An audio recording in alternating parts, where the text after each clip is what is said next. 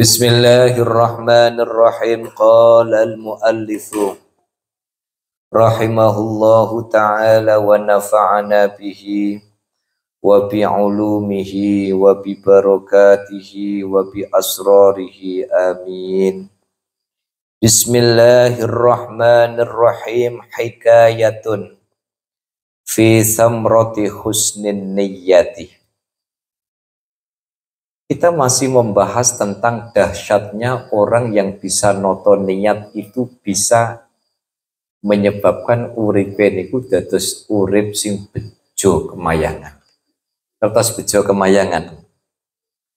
Orang yang sangat beruntung tanpa modal apa-apa, modal niat tetapi hidupnya dijamin surga oleh Allah Subhanahu wa ta'ala.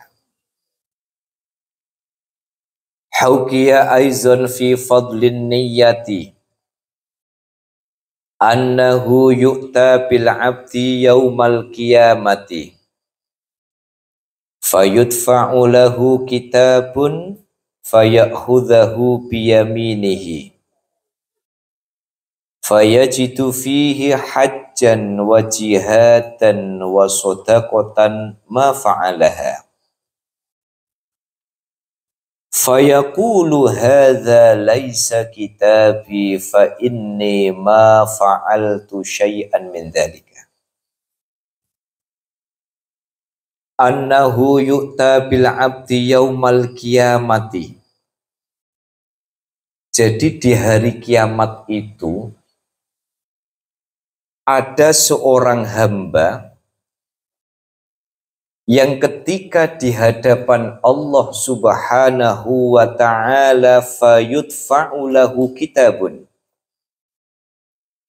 Dia diberikan kitab, dia diberi buku catatan amal oleh Allah, dan ketika buku catatan amal itu diberikan oleh Allah biyaminihi, melalui tangan kanannya. Apa yang terjadi ketika hamba itu diberi buku rapot oleh Allah? Fayajidu fihi hajjan. Lu bareng dibuka-buka buku nih. Loh, kok ada catatan saya sudah haji?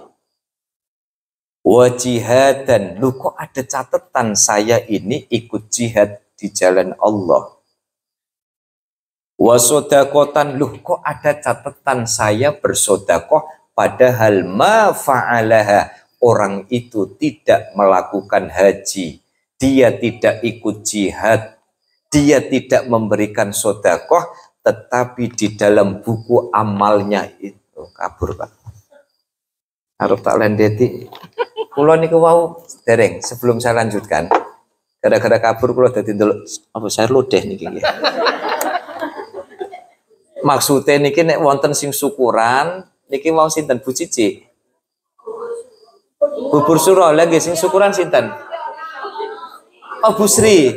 Oh lah tadi yang nenteng itu kan Bu Cici. Saya mau tanya sama Pak Ari sudah berapa bulan? Oh niku bubur suro Solo nggih Pak Sri nggih. Ya, Solo rasa bubaan nggih. Nggih, matur sembah nuwun Pak Sri, Bu Sri. Ada seorang hamba, ini tolong disimak dengan baik supaya apa? Ternyata kita memperbaiki niat di dalam hidup, efeknya ternyata tidak kecil. Di hari kiamat itu ada seorang hamba dipanggil oleh Allah Subhanahu wa ta'ala, kamu ke sini. Nih buku catatan amalmu dikasihkan oleh Allah melalui tangan kanannya. Apa yang mengejutkan? Ketika buku rapot itu dibuka oleh orang ini, ternyata di situ ada catatan dia sudah kaji. Padahal burung kebagian kuota sudah kabundut wonten ngarsa dalem Allah Subhanahu wa ta'ala. 2. Dia tidak pernah ikut jihad di jalan Allah, tetapi di dalam catatan amalnya itu ada tercatat dia jihad di jalan Allah. Wa shadaqatan ma fa'alaha, dan di situ ada catatan dia ahli sedekah padahal dia tidak pernah bersedekah. Apa yang terjadi? Fayaqulu, kemudian si hamba ini kemudian bertanya kepada Allah, hadza laisa kitabi, Gusti, kadose niki bukan rapot saya. Niki kadose rapote keliru, wong saya belum kaji, saya belum pernah sedekah, saya juga ndak ikut jihad. Ya.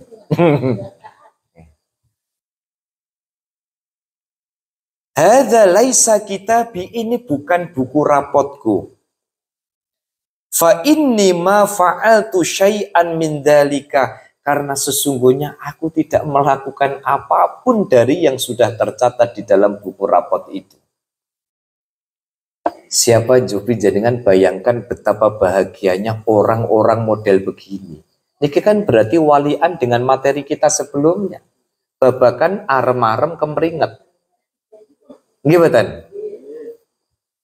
Ketika ada orang membanggakan tahajudnya, membanggakan tadarusnya, membanggakan gelar hajinya, membanggakan macam-macam, ternyata di hadapan Allah Subhanahu wa Ta'ala tidak dihitung apa-apa, kecelik, kena prank.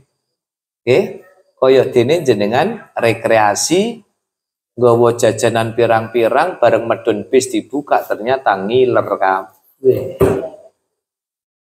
Gitu?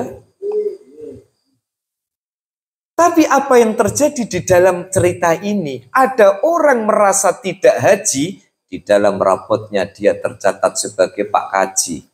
Dia tidak pernah ikut jihad, tetapi di dalam buku rapotnya dia tercatat ahli jihad.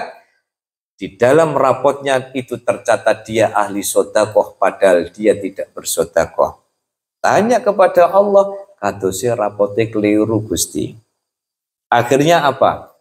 Fayaqulullahu ta'ala, Allah Subhanahu wa Ta'ala kemudian menjawab,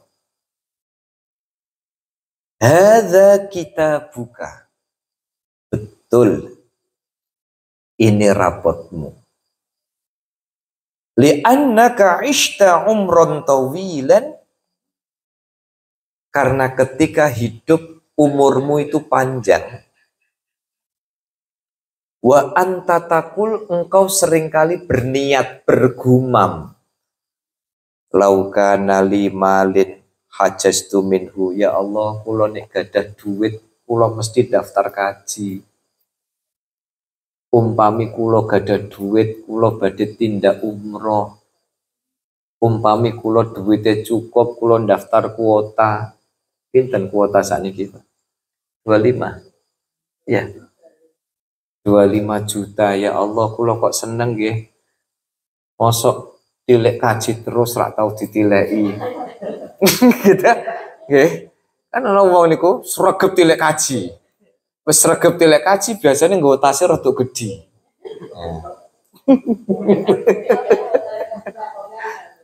Santai Bu Nono. Kok tase langsung niki tasmu kenal ya.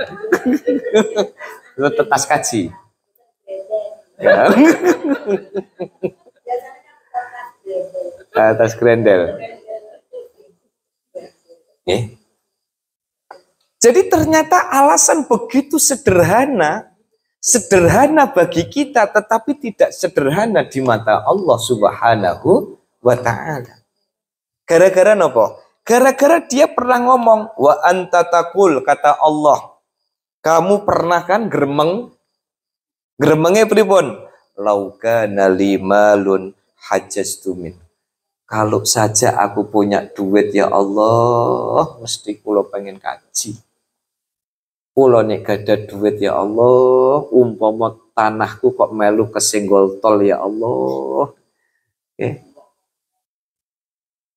Coba jenengan bisa bayangkan, gara-gara niat pengen kaji kalau punya duit. Tapi ngeten niku terus aja nek ngono berarti ora duwe duit gak mau. Akhirnya napa? Akhirnya dadi angen-angen to Lho sampean awet biyen angen-angen. Lah wingi oleh-oleh zawiyah ngono. Lah ngoten niku apa aku rak sing ditempoi malah. Nggih mboten. Ternyata orang dengan keterbatasan materi punya niat baik. Nggih. Seandainya kok kula gada duit cukup Gusti, kula pun kaji, kula pun daftar kaji. Ternyata sampai kemudian akhir hayatnya tidak punya uang yang cukup, tetapi niat itu justru sudah sampai di hadapan Allah. Dia dicatat oleh Allah sebagai orang yang sudah haji. Makanya saya pernah sampaikan kepada panjenengan, nggih, mboten usah khawatir soal kuota jatah berangkat yang begitu panjang. Sebab kenapa? Sebab kita tidak tahu rahasia umur, rahasia berangkat, gitu. Pak, kula niki badhe daftar, tapi Pak dihitung-hitung mame 3 tahun. Kula niku pun 50 tahun, berarti mangke kula nek berangkat 80 tahun. Ya Allah, berarti kula kaji tuyuk-tuyuk, ngoten ta? Berarti wis bayangno isih sehat niku wis bayangno disuruh karo kursi roda. Kalau ada orang daftar haji, lalu kemudian tidak panjang umur karena sudah keduluan dipanggil oleh Allah Subhanahu wa Ta'ala, maka sudah sama pemerintah kalau tidak salah uang itu dikembalikan 100% kepada ahli warisnya, dan dia di hadapan Allah sudah dicatat menjadi orang yang sudah haji. Kalau kita lihat cerita ini, modal niat tapi benar-benar dia tidak punya, dia keterbatasan secara materi. Makanya yang namanya haji itu panggilan. Seemot ya, wekdal ngaos ya. Wonten sing Haji Abidin niku atas biaya dinas. Ono Haji Mansur tamane kena usur. Oke ta? Niku lho. Betul usah sini kalau ada orang yang namanya haji itu panggilan. Nek dereng ditimbali kali Gusti Allah ndak akan berangkat haji. Ada cerita orang haji gara-gara nemu dompet. Ada orang haji gara-gara mertuane sugih. Oh, sengaja golek bojo. Kenapa metok guyu met ya?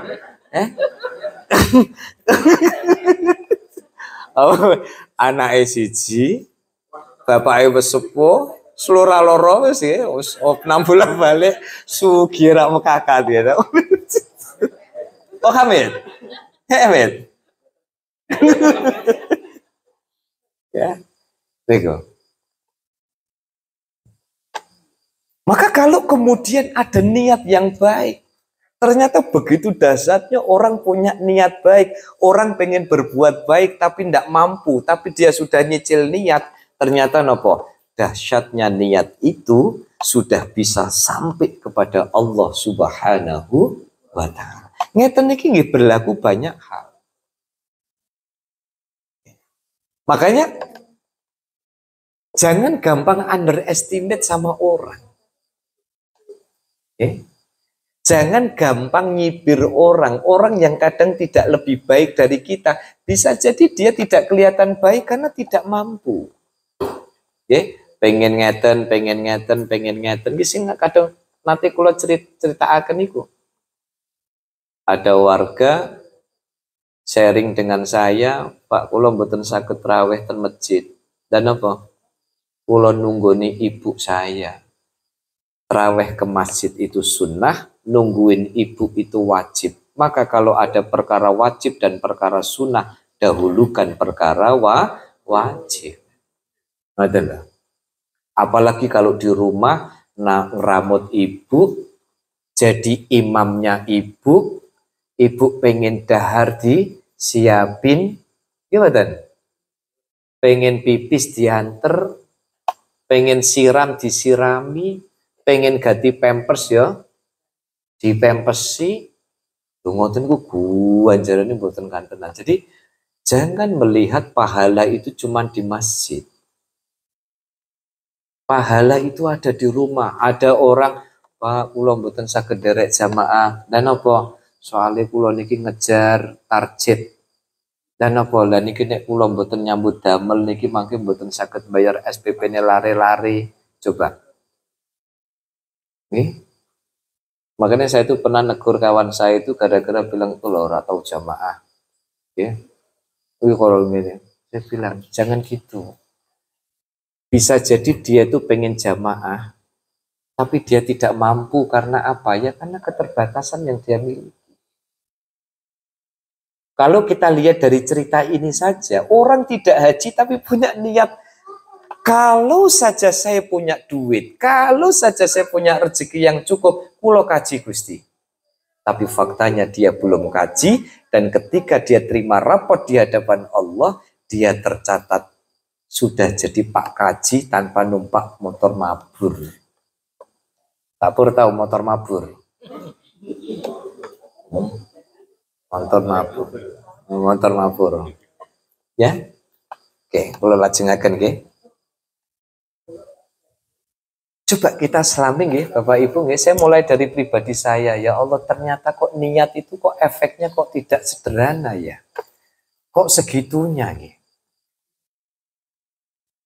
Laukana limalun tasaddaqtu minhu. Ya Allah. Kula te umpama gada duit ngoten lho. Kula pengen gawe gudangan telung ember. Ya. Gudangan jos Pak Pur niku sampai geleng-geleng. Ya. Wah, kan kula suweneng mau ndelok kan Pak Pur mau kan ndongane kan khusyuk banget. Oke. Jadi makan pertama kali kita bahagia sekali Pak Pur. Langsung mojok di sana kan. Sehat Pak Pur. Oke. Ini penasihat ibu-ibu takmir. Oke. Soalnya apa? Ibu-ibu takmir ini ono sambatan-sambatan terutama urusan odong-odong serahkan ahlinya. Oke. Tapi Pak Pur belum cerita. Ini jamaah-jamaah ibu-ibu sudah tahu meja riasnya? Sampun. Bu Suci nanti bisa ngaca situ. Oke. Untuk memastikan alisnya tidak besar sebelah.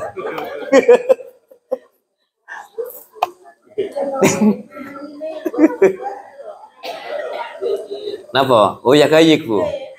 Ini kuliah jari Bu Umar, kalau ada properti kok uya gayik, niku menunjukkan wong kene rada uya gayik. Nah, niku jarine Bu Umar niku. Jadi ono properti kok uya gayik niku berarti ndak kene rada sing rada uya gayik.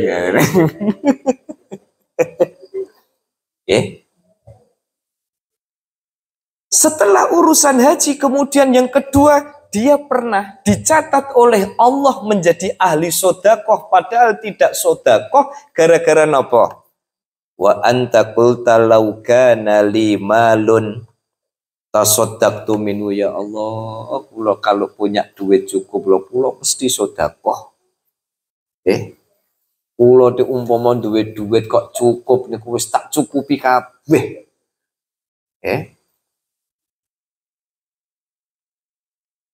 Tapi Pak Pur ini jangan dibalik Pak Pur, Pak Pur kan lagi diledekin soal akikah 4 kambing Bu, ini mau sedekah 4 kambing Pak Pur ini ya. Terus Pak Pur, Pak kulo sampun niat badhe kekah tapi niki kekah buat anak nopo kekah saya sudah gugur belum Pak Pur. Oke.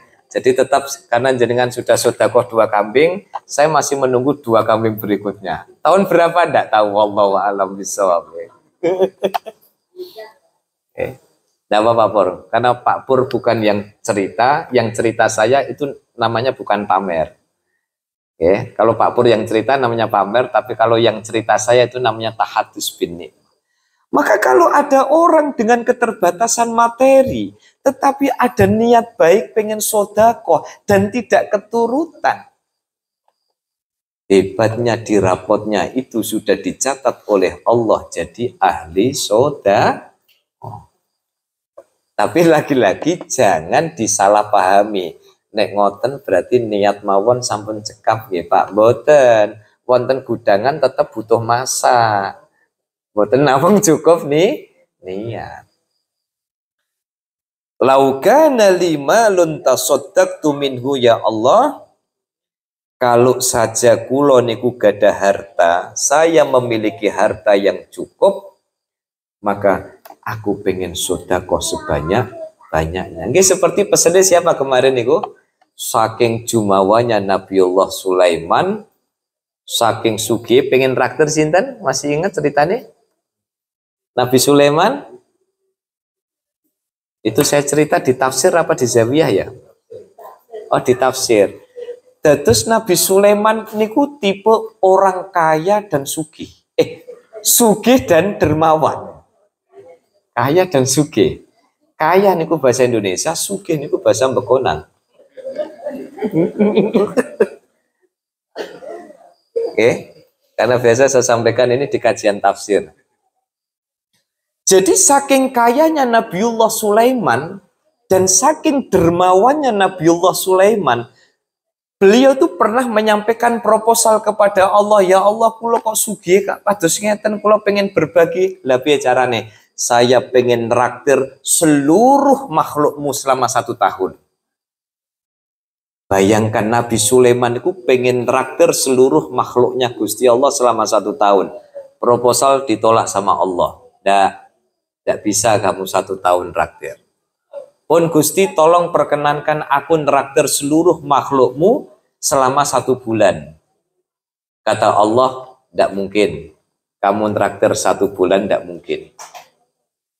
Pun Gusti, dengan kekayaanku yang luar biasa, tolong perkenankan aku untuk nraktir seluruh makhlukmu selama seminggu.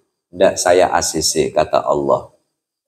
Pun Gusti, perkenankan saya traktir seluruh makhluk di alam semesta ini, cukup sekali di ACC sama Allah Subhanahu wa Ta'ala. Apa yang terjadi? Nabiullah Sulaiman kemudian mengerahkan pasukannya, baik pasukan yang tampak maupun yang tidak tampak, ngumpulin makanan selama 40 hari 40 malam, jadi gunungan-gunungan Pak, makanan prasmanan. Ya yang saya tidak tahu riwayatnya itu apakah dari sekian banyak menu prasmanan itu ada gudangan atau pembuatan lah, itu yang saya tidak tahu itu. Apa meneh gereh barang niku lha kula mboten ngertos niku. Akhirnya Nabiullah Sulaiman dengan dibantu pasukannya selama 40 hari 40 malam ngumpulin makanan dalam bentuk gunungan, lapor kepada Allah, ya Allah, menu sudah siap. Saya siap menraktir seluruh makhlukmu, seluruh makhluk alam semesta sekali. Insya Allah cukup sudah saya kumpulkan selama 40 hari 40 malam. Ketika itu Nabiullah Sulaiman tanya kepada Allah, Gusti, siapa yang pertama kali aku kasih kesempatan untuk makan? Allah kemudian bilang, wahai Sulaiman, yang pertama kali dapat kesempatan untuk makan prasmanan ini adalah houts, ikan paus yang ada di laut. Siap Gusti. 1 ikan paus dipanggil oleh Nabi Sulaiman untuk santap kali pertama dalam prasmanan, dalam sajian yang disiapkan Nabi Sulaiman. Apa yang terjadi? Makanan yang dikumpulkan selama 40 hari 40 malam, makanan yang tersaji dalam bentuk gunung-gunungan, ternyata dihabiskan hanya oleh seekor ikan paus. Disitulah Nabi Sulaiman kemudian nangis sejadi-jadinya. Ternyata sak sugih-sugih Nabi Sulaiman sampai pengen jumawa di hadapan Allah saking dermawannya, ternyata makanan yang dikumpulkan selama 40 hari 40 malam hanya habis oleh seekor ikan. Maka kalau di dalam hidup sebenarnya untuk menjadi orang baik itu tidak harus banyak ngeten. Masalah kadang kan kita di dalam hidup ini yang bikin kita susah nih kan kebanyakan standar. Oke, makanan enak iki kudu ngene. Lah ternyata ketemu ning ngono, mboten sios enak. Nggih mboten? Nggih mboten? Pokoke omah iku enak iku nek ngene. Ketemu ning ngono, kira-kira dadi enak napa mboten? Jadi kita sebenarnya dalam hidup ini masalah muncul itu ya karena kita kebanyakan standar di dalam hidup. Oke? Padahal Gusti Allah itu juga sebenarnya sudah, ya. Pokoknya sudah nikmatnya atas kula niki, garwane kula kersa.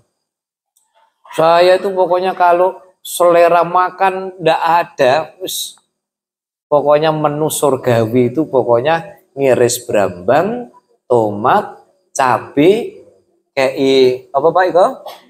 Merica, kayak merica, kecap, ya. Betul usane kone kok adik sate bareng boten. Dadar ndok terus diublek-ublek lho nek kecap niku. Lho ngoten niku Bu iso tambah ping 3 Bu. Bar kemringet leyeh-leyeh kemudian selonjoran no teras. Nah, ngaten maksudnya ngaten lho. Garwane kula geleng-geleng. Yes, angel kandhanane. Coplok jadi. Nggih. Duka kula niku dikandani bojoku rada anget duka kula dosa mboran. Muga-muga ora dosa wis di ngapura, padha ngapuronan ya. Nggih. Itu. Keterbatasan materi tetapi ada ya Allah kula kok pengen kados niku nggih Gusti tapi kok kula duwite kok cupet. Ya Allah saya kok pengen begini ya Gustiku tapi duitnya cepet. Kalau benar-benar itu muncul dari kedalaman dari ketulusan niat benar-benar pengen itu ternyata di mata Allah kekuatannya dahsyat sekali.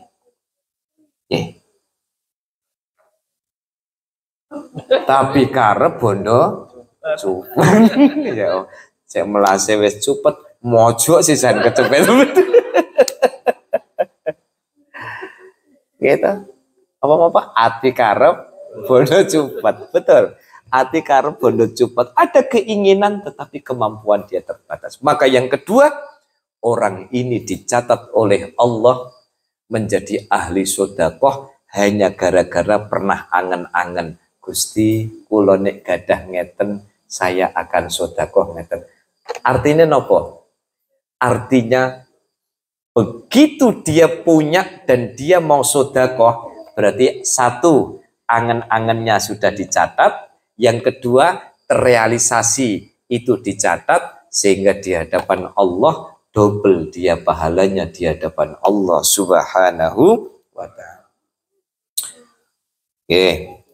Fa'araftu dzalika man sadaqani, fa'araftu dzalika. Allah kemudian menimpali fa'araftu dzalika le.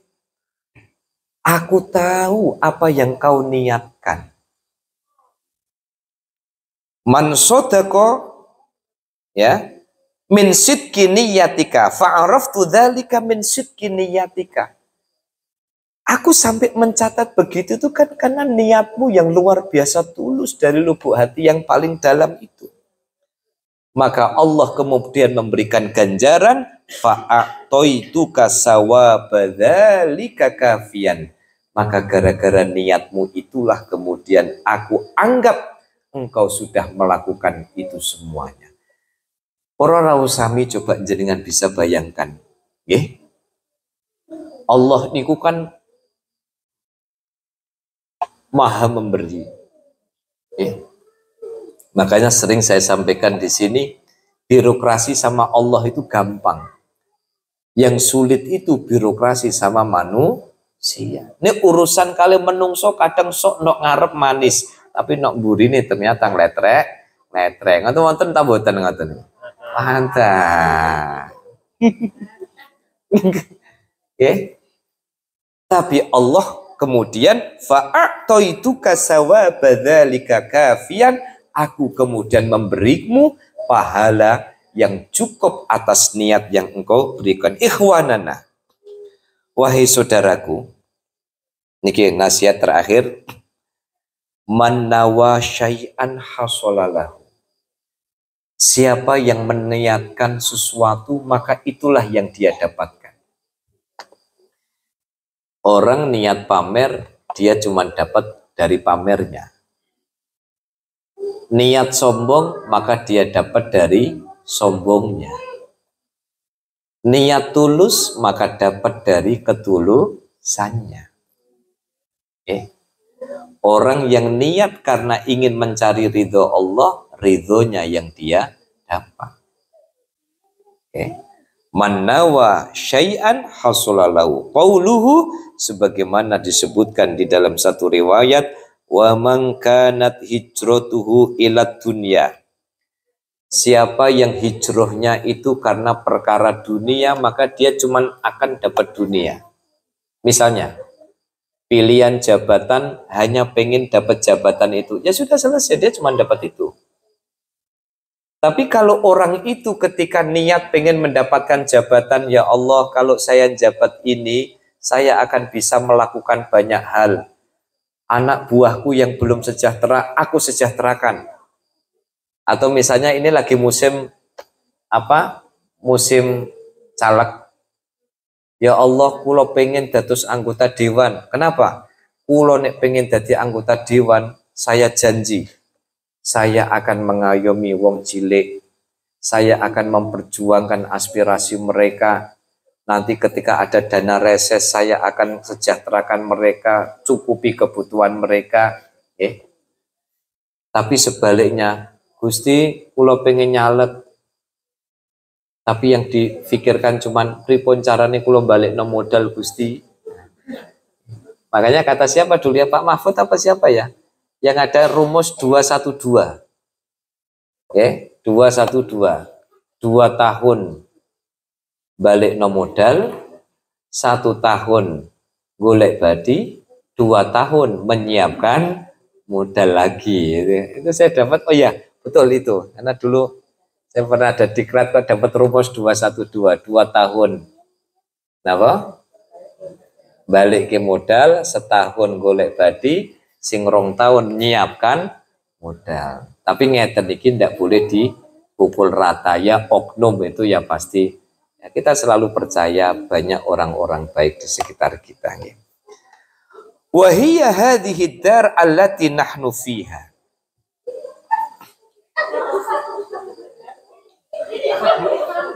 Apa?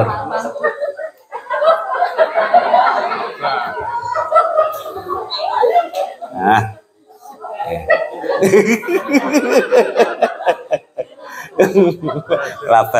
Labang ya?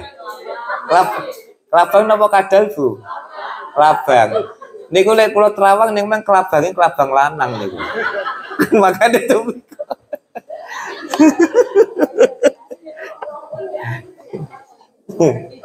Ampun. Ampun nggih. Ini semakin mengukuhkan memang Pak Pur menjadi pengayom ibu-ibu. Ya Allah, terima kasih orang baik ya. Yes, Pak Pur, mugi-mugi berkah Pak Pur semakin banyak yang bisa diangkut ya Pak Pur ya. Apa Pak Pur, kelabang? Lanang? Oh enggak mendeloi. Oke.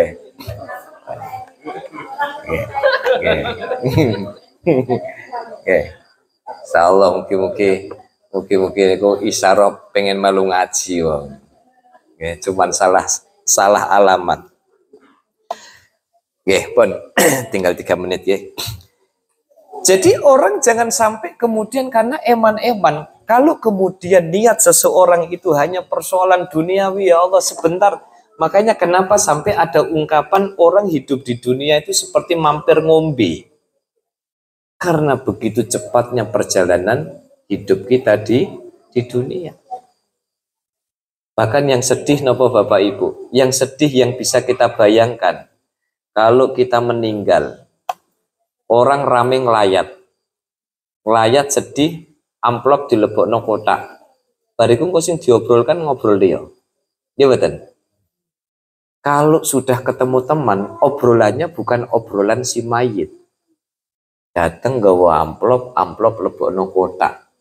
Iku mau ninggali kapan? Dik bengi. Oh ngono ya, muga-muga husnul khotimah. Bariku terus membahas proyek. sesama pentakziah. Piye lek wis diangkut ta durung lek. Gitu.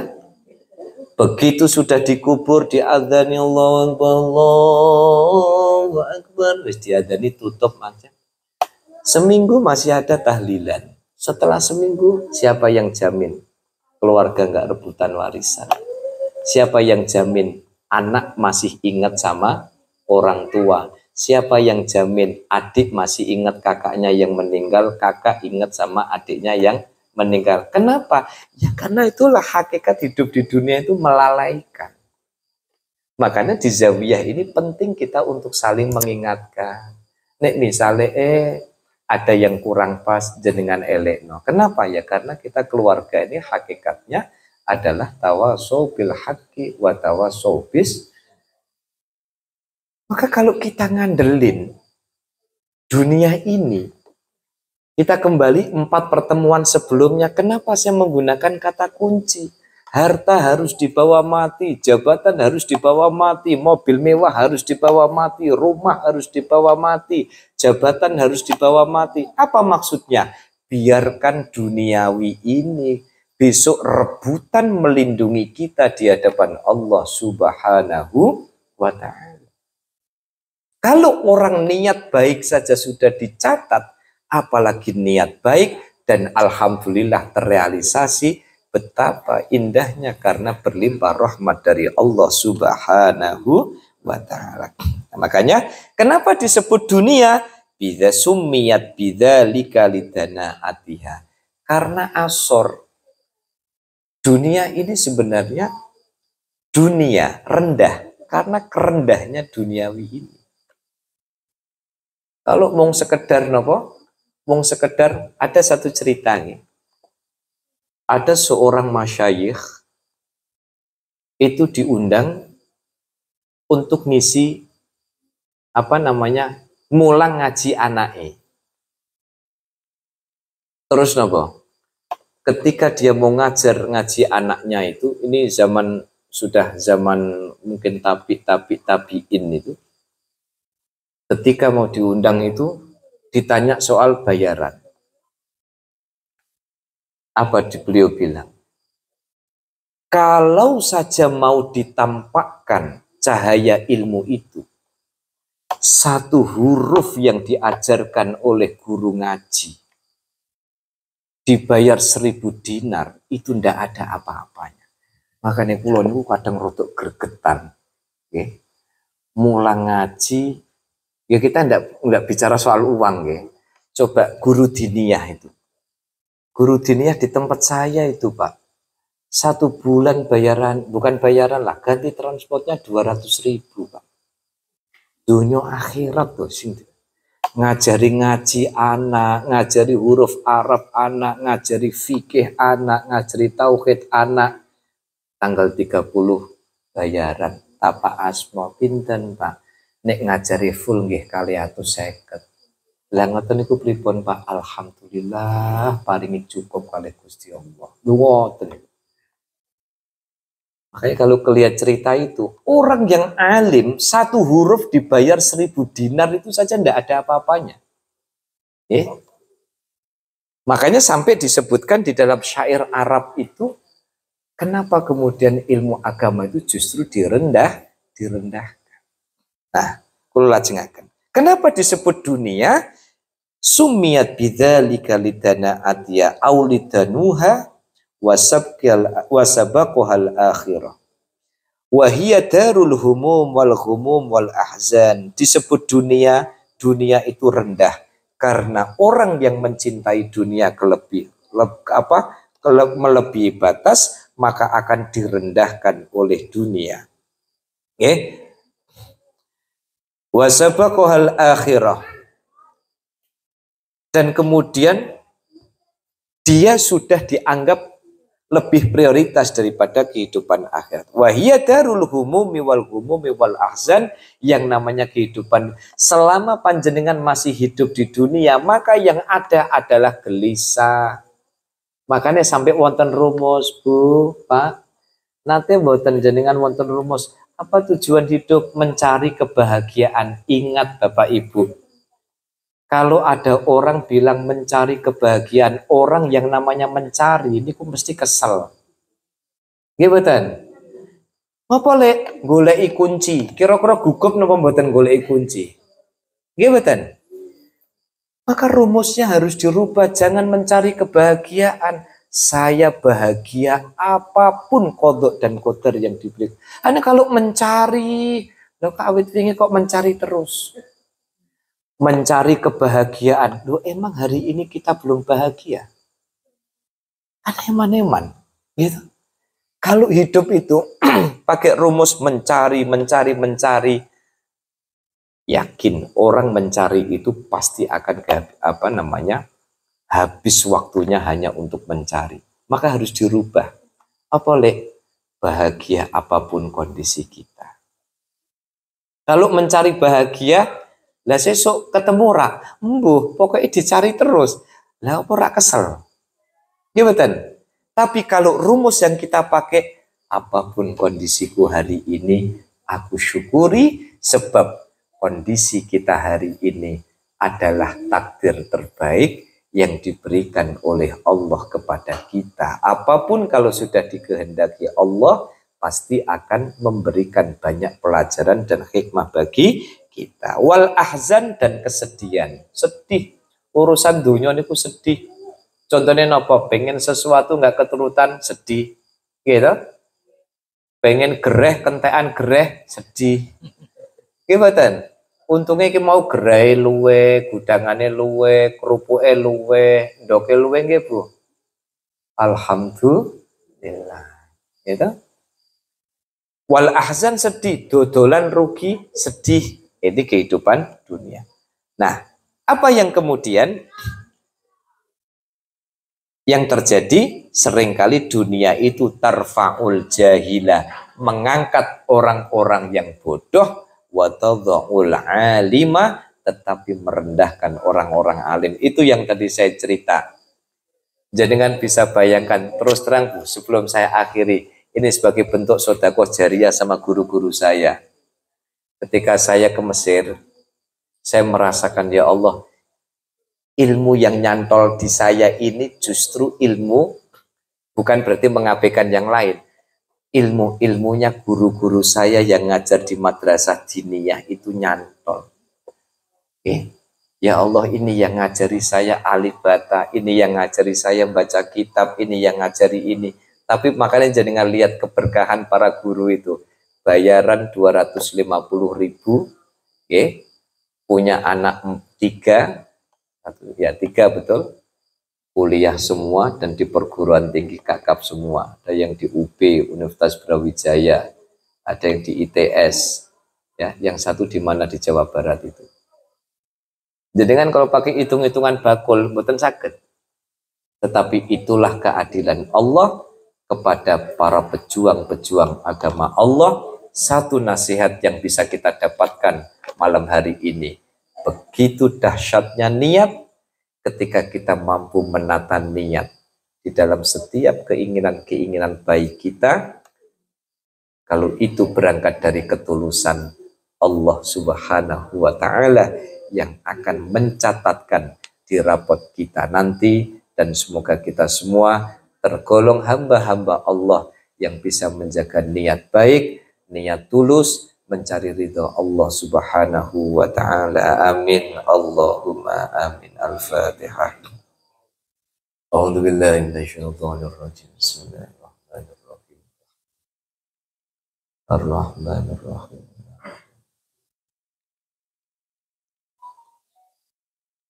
Bismillahirrahmanirrahim. Alhamdulillahirabbil alamin. Shalatu wassalamu alayka ya sayyidina Rasulullah. Bismillahirrahmanirrahim. Allahumma ja'al ulumana uluman nafi'atan wa majalisana barakatan wa mahbubatan 'indal jannah. Ibtigha'an li mardhatika ya Allah wa iltizaman bi syari'atika ya Allah wa syahidatan fi yaumil liqa'ika. Allahumma anzil rahmat wal maghfirah. Allahumma hasil maqasidana wa maqasidini wa dunya wal akhirah. Bi barakati hadzal majlis min majlis zawiyatul asr ya Allah, wa ta'zimina wa mahabbatina ala asabina. Allahumma ighfir lana wa li walidina warhamhuma kama rabbayana shaghira. Rabbana atina fid dunya hasanah wa fil akhirati hasanatan wa qina adzabannar walhamdulillahi rabbil alamin.